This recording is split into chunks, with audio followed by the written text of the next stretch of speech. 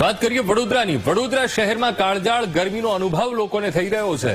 વડોદરા શહેરનું તાપમાન 40 ડિગ્રી પર પહોંચી ગયું છે। ગરમીથી બચવા માટે લોકો ઠંડા પીણાનો સહારો લઈ રહ્યા છે, તો ઝાડ નીચે ઊભવાનું પણ પસંદ કરી રહ્યા છે। તો અત્યારે બળબડતો તાપ અને વડોદરા વાસીઓ ત્રાહિમામ 40 ડિગ્રી પર વડોદરા શહેરનું તાપમાન પહોંચી ગયું છે।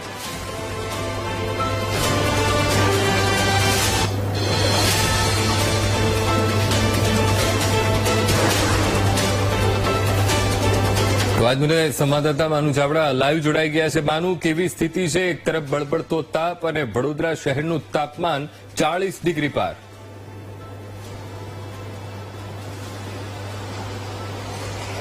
અંકુર, છેલ્લા એક સપ્તાહથી વડોદરામાં અને મધ્ય ગુજરાતમાં ગરમીનો પારો છે 40 ડિગ્રી ઉપર પહોંચી ગયો છે અને એના કારણે લોકો કાળઝાળ ગરમીનો સામનો કરી રહ્યા છે। ખાસ કરીને જ્યારે ગરમીનો સમય હોય ત્યારે લોકો ઠંડા પીણાનો ઉપયોગ કરી રહ્યા છે અને ગરમીમાંથી બચવા માટે મોટા ભાગે જે કુદરતી જ્યુસ બનેલા છે એમાંથી જ્યુસનો ઉપયોગ કરી અને રાહત મેળવી રહ્યા છે ગરમીમાંથી। કારણ કે જે રીતે ગરમી પડી રહી છે, સતત ગરમીમાં વધારો થઈ રહ્યો છે અને એના કારણે લોકો જે જ્યુસ સેન્ટર છે ત્યાં મોટી સંખ્યામાં આવી રહ્યા છે અને જ્યુસ પી અને રાહત મેળવી રહ્યા છે। જ્યુસના સંચાલક છે, એમની સાથે પહેલા વાત કરું। શું કહો છો, ગરમી પડી રહી છે, લોકો આ કુદરતી ફળનો કેવી રીતે ઉપયોગ કરી રહ્યા છે? કુદરતી ફળનો બહુ સારી રીતે ઉપયોગ કરે છે લોકો જ્યુસ પીને।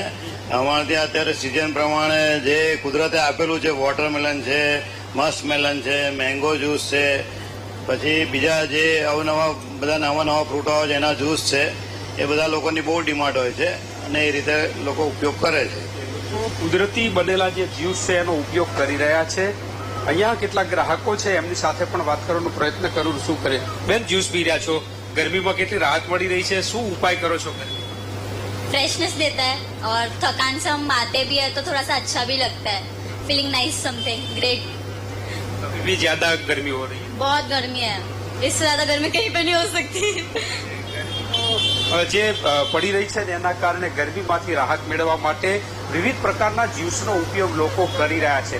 જે ખાસ કરીને કુદરતી બનેલા જે ફળો છે એ ફળોનો ઉપયોગ કરી, ફળોના જ્યુસનો ઉપયોગ કરી અને લોકો ગરમીમાંથી રાહત મેળવી રહ્યા છે। પરંતુ હજુ પણ હવામાન વિભાગની આગાહી છે કે આગામી દિવસોમાં પણ ગરમી વધી શકે છે। લોકોએ સાવચેત રહેવું એ જરૂરી છે। વડોદરાના નાગરિકો વિવિધ પ્રકારે ઠંડા પીણા પી અને ગરમીમાંથી રાહત મેળવી રહ્યા છે। જી અંકુર। જી બિલકુલ માનુ, સમગ્ર માહિતી સાથે જોડાવા બદલ આપનો આભાર।